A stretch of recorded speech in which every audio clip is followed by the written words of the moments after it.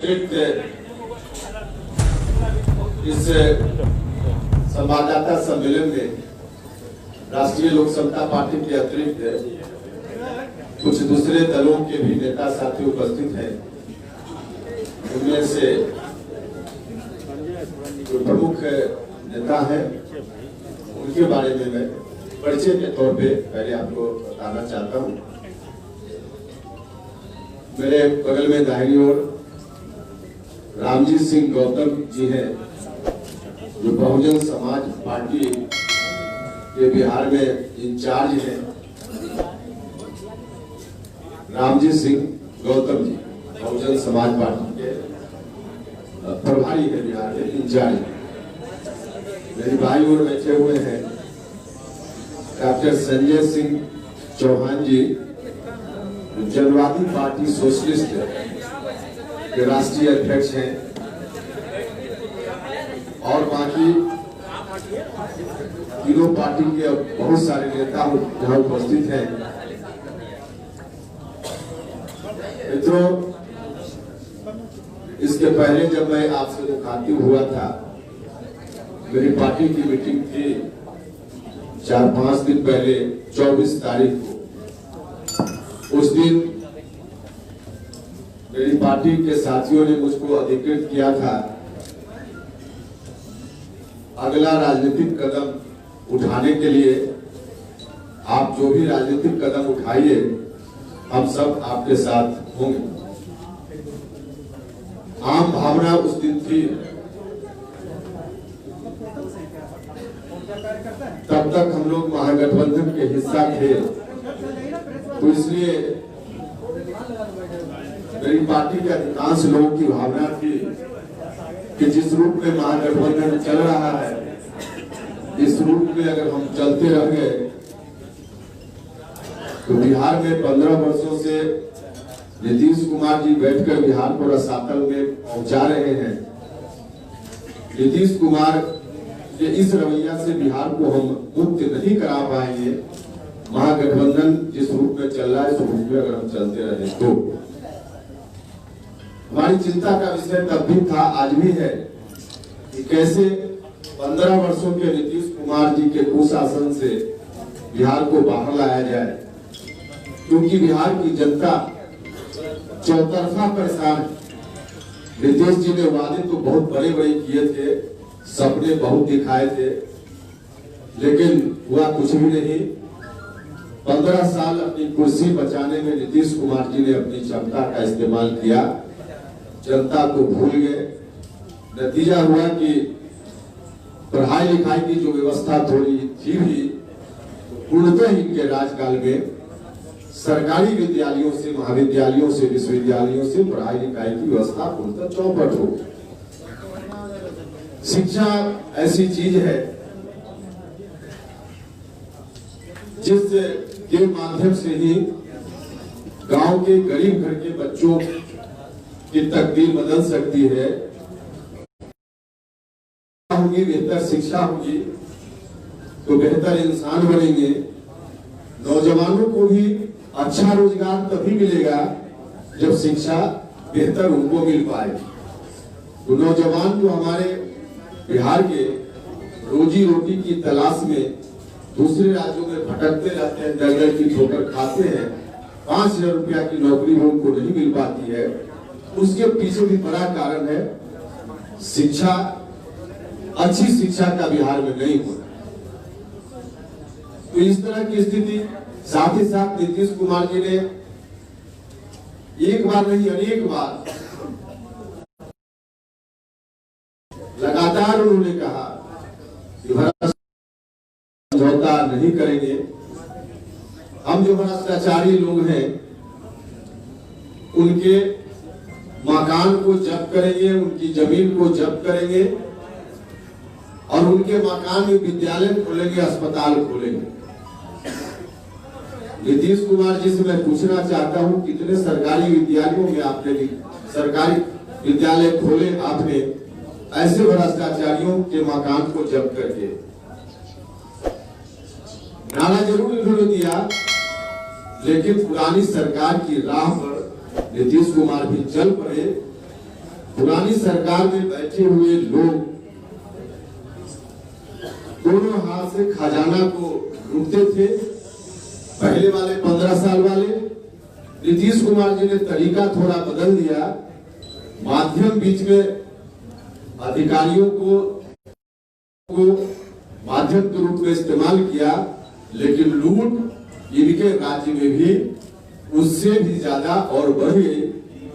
भ्रष्टाचार इतना चरम पर हो गया, सरकारी कार्यालय में बिना घूस दिए हुए न एक काम पहले होता था और न नीतीश जी के राज में। तो चाहे विकास का मामला हो, अस्पताल में डॉक्टर नदारत, बिना डॉक्टर के अस्पताल चल रहे हैं। कोई गंभीर हो जाए, जो गरीब लोग हैं उनके लिए इलाज की कोई व्यवस्था नहीं। 15 वर्षों में एक पीएमसीएच जो बिहार के सबसे बड़ा अस्पताल गरीबों के लिए है, उसकी स्थिति ठीक नहीं हो पाई। तो बाकी आप सब लोग देख ही रहे। मैं नीतीश कुमार जी से कहना चाहता हूं कि एक अस्पताल और एक विद्यालय आप बताइए 15 वर्षों में जिसको मॉडल के रूप में आपने ठीक किया हो, बनाया हो, और आगे के लिए फिर जनता के बीच आप घूम रहे हैं, तो आप बताइए यही मॉडल स्कूल हमारा है एक विद्यालय, यही मॉडल अस्पताल मेरा है एक अस्पताल।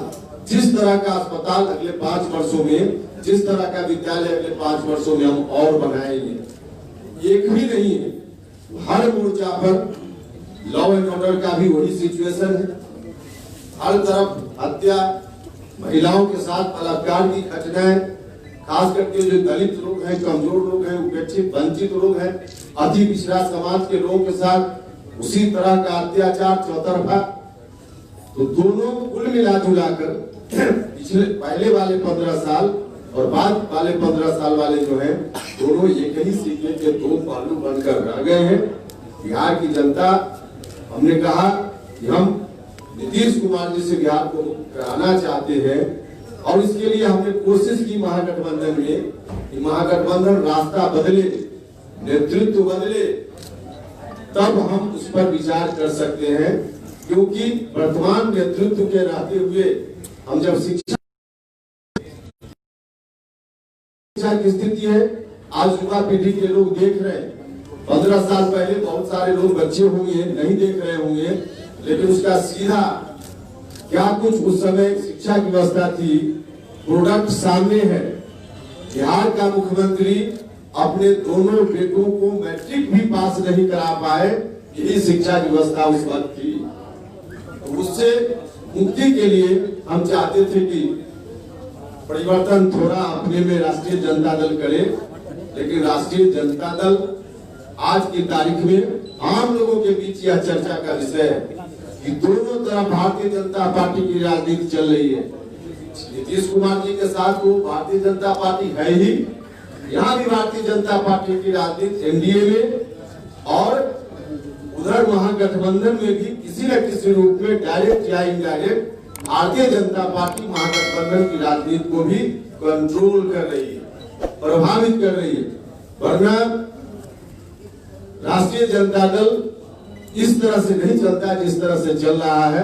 आम लोगों में चर्चा है कि भारतीय जनता पार्टी और राष्ट्रीय जनता दल के नेतृत्व के बीच कुछ न कुछ है मामला, जिसके चलते राष्ट्रीय जनता दल इस रूप में तमाम जो उनके साथ सहयोगी लोग थे, जितना नाम मांझी जी के साथ, बाकी और जनता के साथ, तो इनका यही रवैया चल रहा है। आज की तारीख में जरूरत इस बात की है कि दोनों गठबंधन से अलग बिहार की जनता आज नया विकल्प चाहती है, नया विकल्प चाहती है।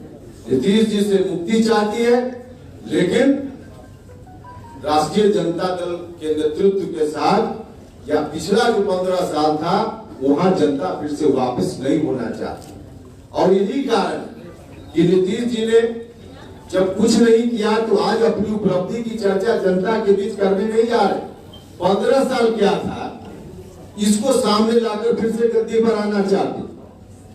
देखिए, नीतीश कुमार जी तो उस तरह का बर्ताव कर रहे हैं जैसे 30 नंबर लाकर कोई विद्यार्थी पास करता है, पास मार्क्स 30 है, किसी फेल विद्यार्थी को 15 नंबर आया कुमार जी उससे कंपेरिजन करके कहते हैं कि हमको 17 नंबर आया। फेल विद्यार्थी से नीतीश कुमार जी कंपटीशन कर रहे हैं, उनको 15 नंबर था, वो आपको 17 नंबर, 30 नंबर आपने नहीं हासिल किया। तो आज यही स्थिति है। इसलिए जनता चाहती, आम लोगों में इस बात को लेकर बड़ी बेचैनी की स्थिति है कि आखिर क्या करें।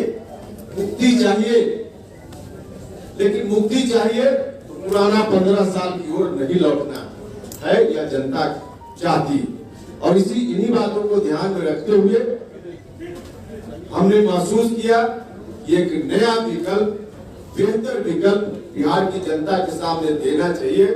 और जो बेहतर विकल्प की हम बात करने के लिए इकट्ठा हुए हैं, इसमें तत्काल बहुजन समाज पार्टी मायावती जी के आशीर्वाद के साथ, और मेरे बगल में बैठे हुए जनवादी पार्टी सोशलिस्ट, हम सब लोग आज एक साथ मिलकर गठबंधन बनाने का हमने फैसला किया है। और इस हिसाब से हम लोग आगे चलेंगे। बाकी बहुजन समाज पार्टी के नेता और दूसरे नेता बोलेंगे। सिर्फ एक बात मैं कहना चाहता हूं, अब की बार शिक्षा वाली सरकार, अब की बार शिक्षा वाली सरकार, अगर चाहिए रोजी रोटी और रोजगार, तो अब की बार शिक्षा वाली सरकार। इन्हीं नारों के साथ हम चुनाव में जाएंगे। पढ़ाई, दवाई, कमाई, सिंचाई, सुनवाई और कार्रवाई, इन्हीं मुद्दों के आधार पे चुनाव में हम जाएंगे। और नया बिहार बेहतर विकल्प के साथ हम बनाना चाहते हैं। 15 साल से भी मुक्ति, 15 साल पुराना से भी मुक्ति, 30 साल में बिहार रसातल में पहुंचा। बिहार के लोगों से आग्रह होगा कि 5 साल दीजिए, हम 29 साल में रसातल में जिन लोगों ने पहुंचाया है, हम उससे अलग बिहार को, अच्छा बिहार, नौजवानों को रोजगार देने वाला बिहार, गरीब बच्चों के लिए अच्छी शिक्षा वाला बिहार बनाने का काम करेंगे। तो यही अब रामजी गौतम जी आपके सामने अपनी बात रखें। आप क्वेश्चन का जवाब देंगे।